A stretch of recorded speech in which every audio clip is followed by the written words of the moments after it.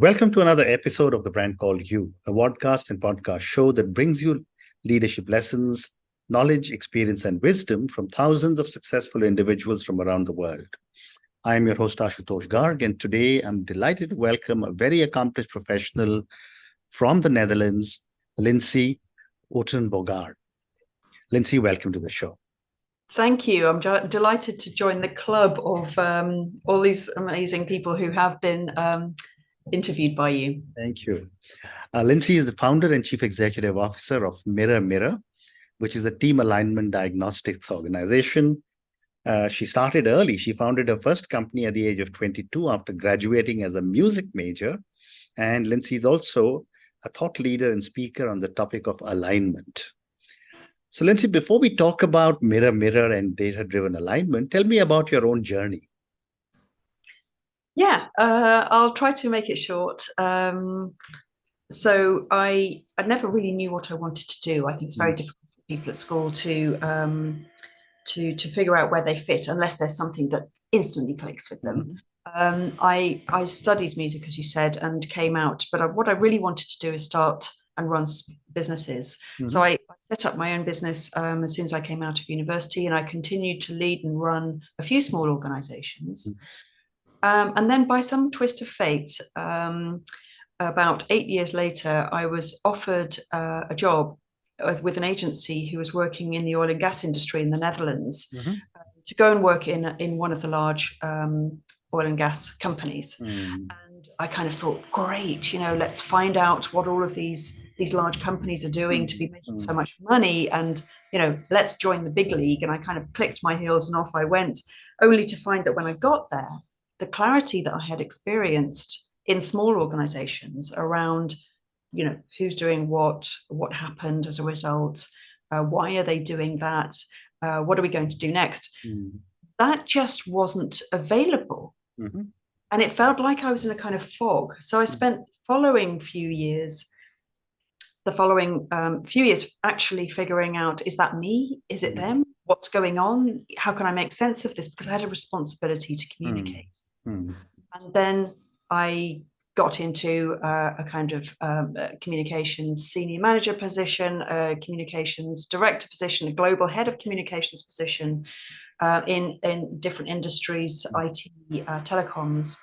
And I realized it wasn't just me, and it wasn't just that company, it was everywhere. And so since then, I've made it my mission to change that. Amazing.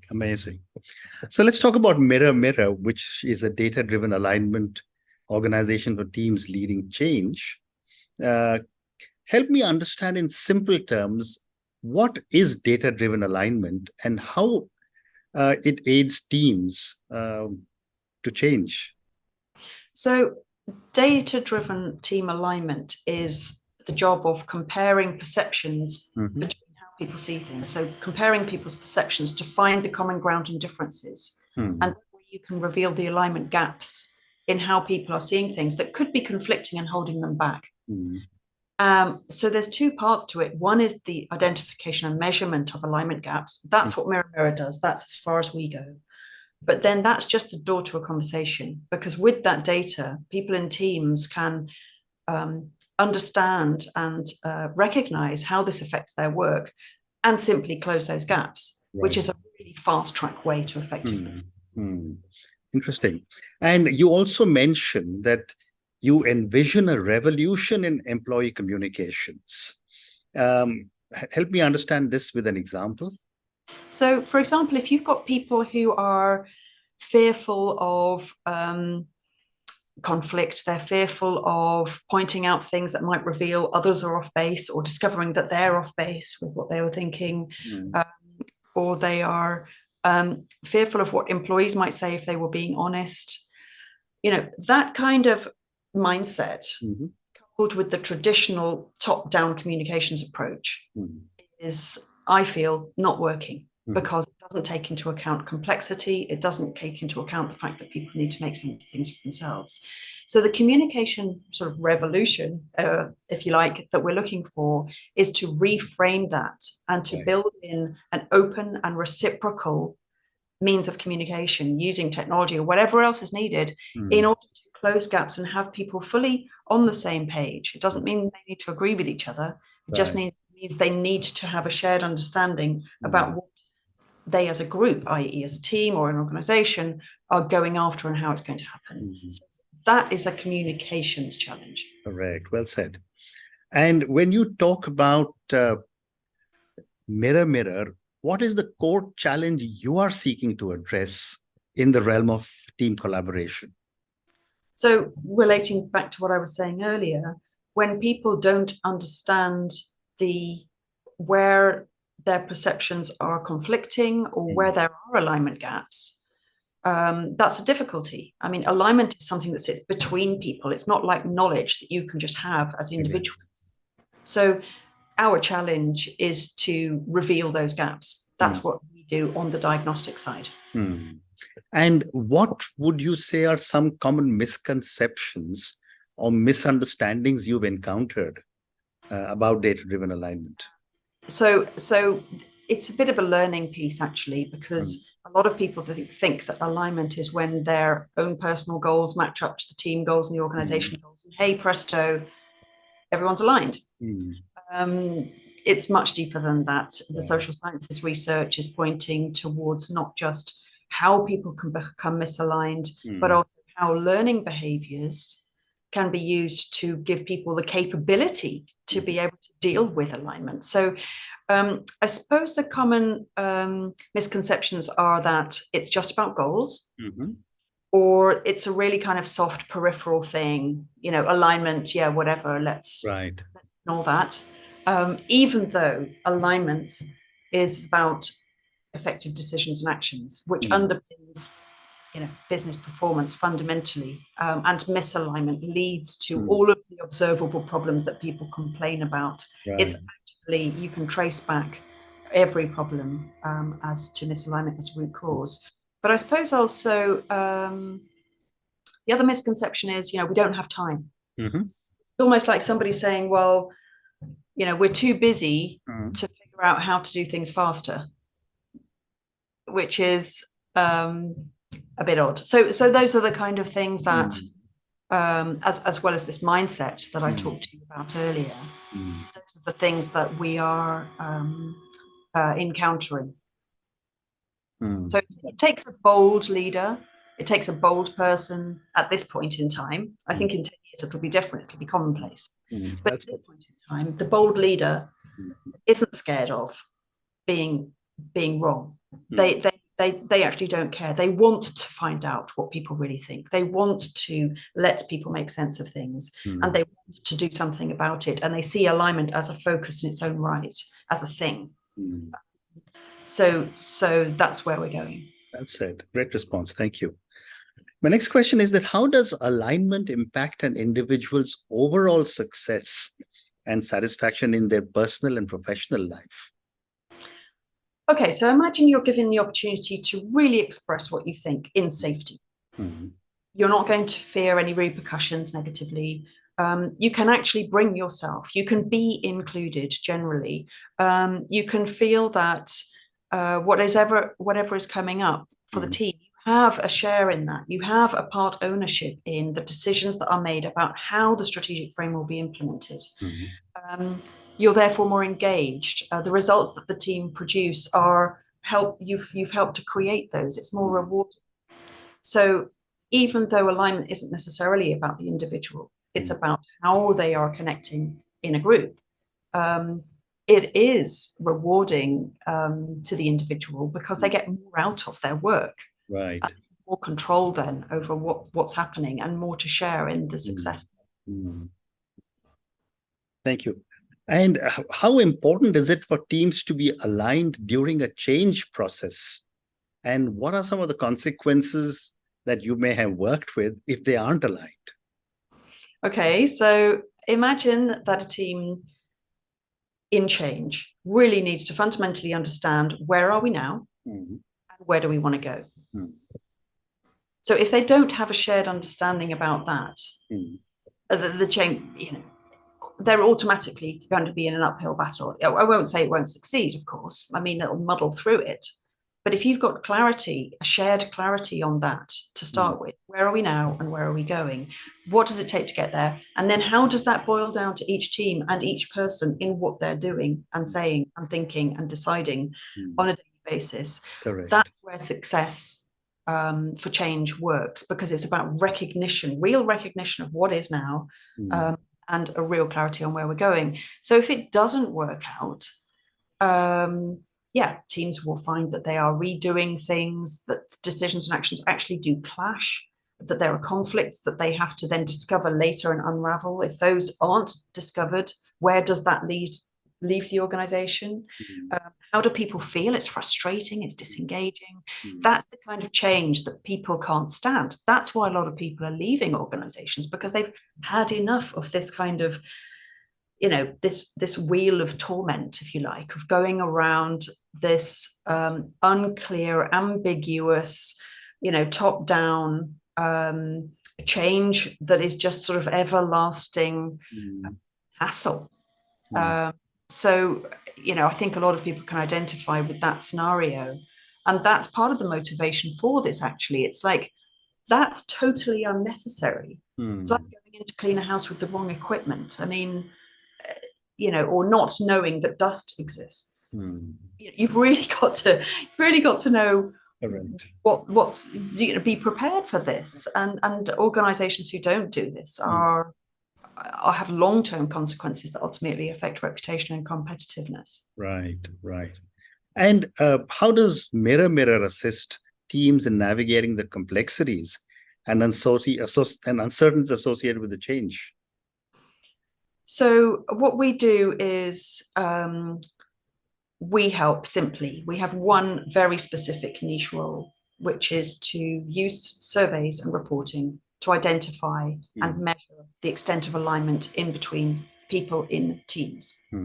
That helps with complexity, because it helps people get a clearer understanding, and the more complex the situation, the more they need it, of where are we now, right, and how are we going to achieve our goals. Okay. So that's how we help with it. And what are some of the tools and technologies you use in this whole data-driven alignment process? Right. Well, it's very simple. We just have a bespoke survey and reporting tool that we use. So we don't give companies the software and ask them to run it themselves. We just give people an interface. So it's not software as a service per se, but it's a diagnostic tool, a bit like somebody might run a personality profiling tool. We give them access to complete surveys, and we deliver reports. My next question, Lindsay, is what role does self-awareness play in achieving alignment? Yeah, so I was thinking about that one. Self-awareness creates a greater connect with your unconscious mind. So people are often unaware of what they're thinking if they're unaware of how they operate. And often in dialogue, and a lot of conversation itself is a tool to help people build and construct reality, shared reality. And often in conversation, because especially when we're so busy and things are so dynamic and complex, you'll find that what people are talking about in conversation is a way of processing their unconscious thinking and their unconscious perspectives through to the conscious level, so they can start to make connects between things. And so when that's happening, which is a natural process, people are then learning from each other in that. If you're not able to construct and to understand your own thoughts and to have them surface because you're just not aware of your own patterns or behaviors, then you're less likely to be able to bring that to the table and for others to learn from them. So you're less likely to be able to provide an input as deeply as you could. Interesting.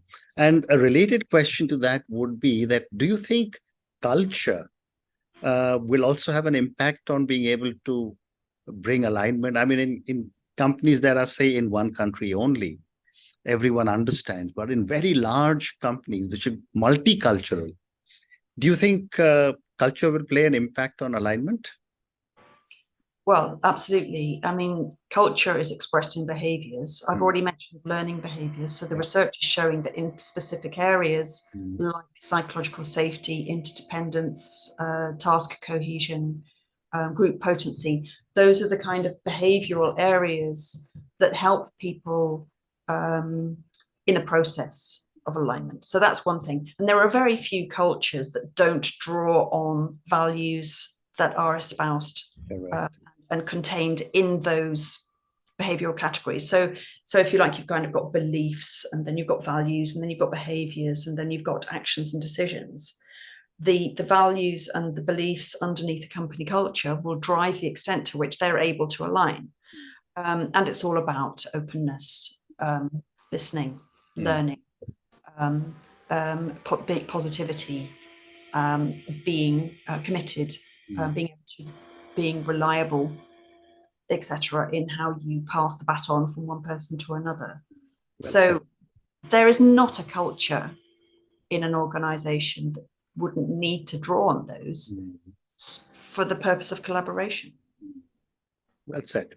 And Lindsay, what advice would you give to someone who feels stuck or unsure about how to align with their own professional goals and their organization? So firstly, we come back to the individual level about conscious thinking.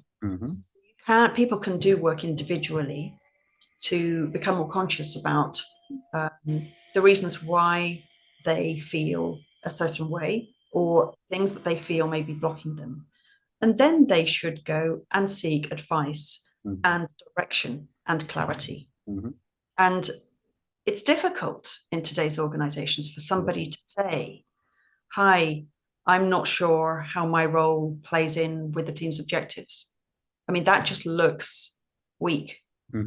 That's what we're trying to change in this revolution. People should be able to say that, because in the work that we do in diagnosing alignment issues, so many people are unclear on the strategic frame. So many people would not be able to say that. So the data that we take in is anonymous.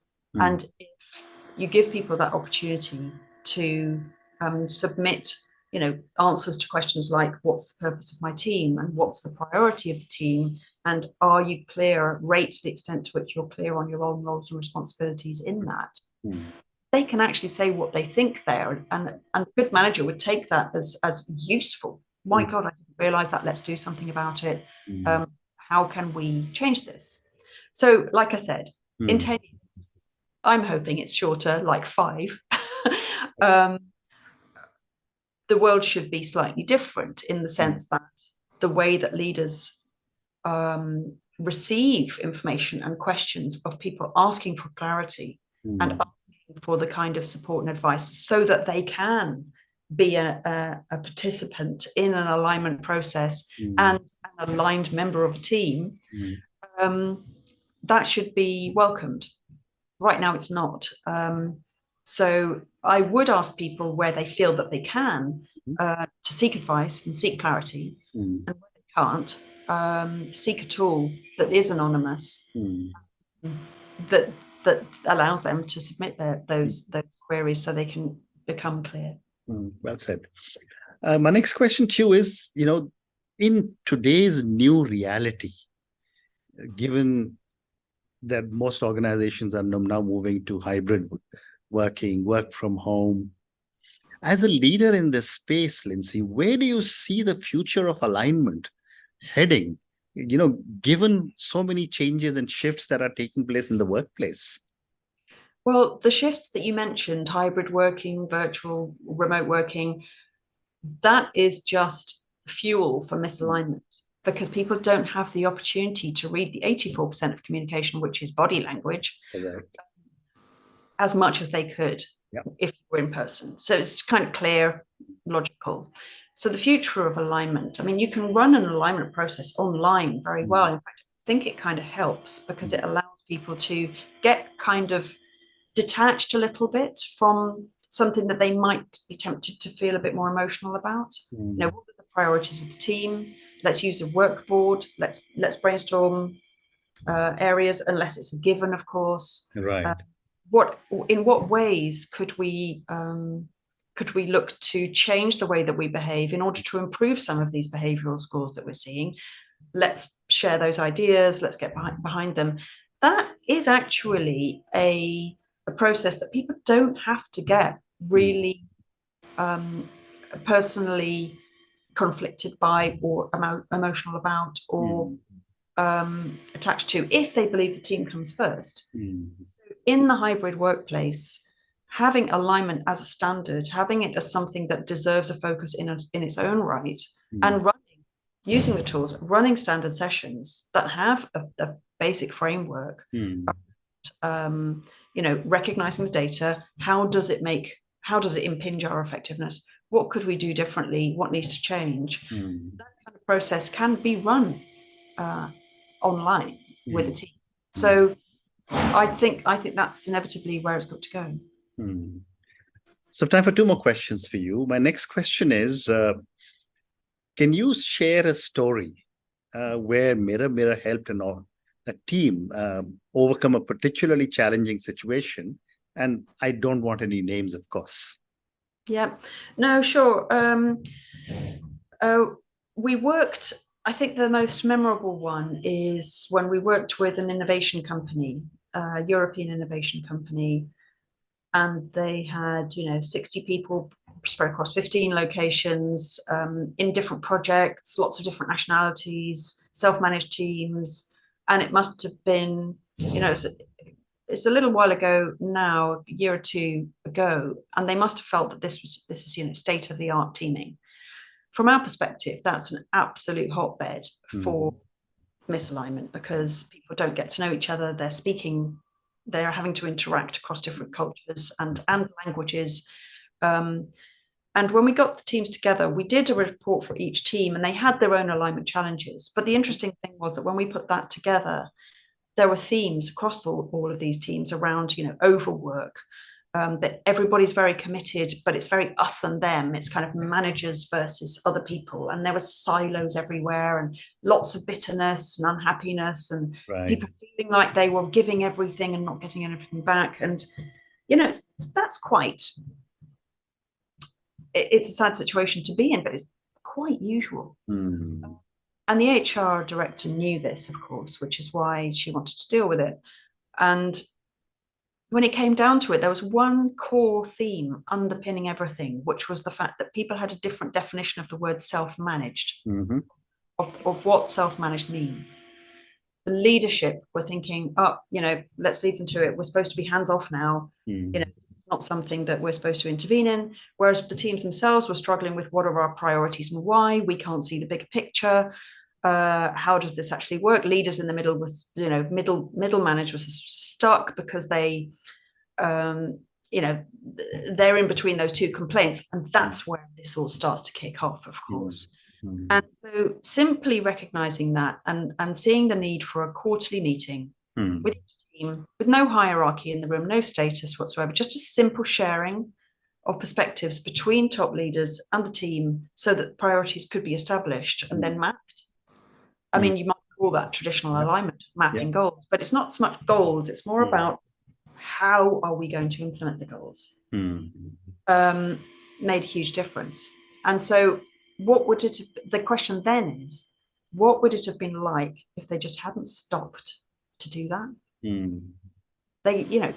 Companies can carry on for years with just underpinning, ongoing and totally avoidable issues that just get more and more entrenched over time. So I think using alignment not just to help, but to prevent problems is just invaluable. Very interesting. And my last question to you, Lindsay, and this is for the many, many people who will listen to our conversation. A lot of them are startup entrepreneurs. A lot of them are aspiring startup entrepreneurs. What would you say are 3 lessons you would want them to take away from all your understanding and of alignment and our conversation? Well, I suppose there's lessons for entrepreneurs, and then there's lessons around alignment. You can choose whichever one you want to talk about. Well, I'll give you a quick answer to both, if that's okay. So, okay. The lessons for entrepreneurs is that if something is new, Mm. there will be resistance. Mhm. But if you really believe it's valuable, be prepared for the journey to last a lot longer than you thought it would, Yeah. because you're changing the world effectively in your own way. Yeah. The other thing would be that networks and putting people together to achieves a lot more, of course. Mm. And just keep learning and adapting, aligning yourself with whatever the reality is that you're trying to bring your work into. Mm. From an alignment perspective, Mm. and any entrepreneur or anybody in an organization can use alignment. I think that the 3 lessons I'd like to share at this point in time, so we're in 2023, alignment is a thing. Mm-hmm. It's not just a side issue or a part of something else. Right. It is a dedicated thing in its own right. Mm. It is hugely valuable. It makes work rewarding for all. But you have to start with understanding where the gaps are, because otherwise it's so easy to get in the weeds of a conversation to try to discover what do you think and what do I think that needs to be aligned. A lot of, every conversation, every contract, a lot of communications, written or otherwise, are all about alignment, of course. But if you want to express alignment on organizational stuff, there is a way to do it. Very interesting.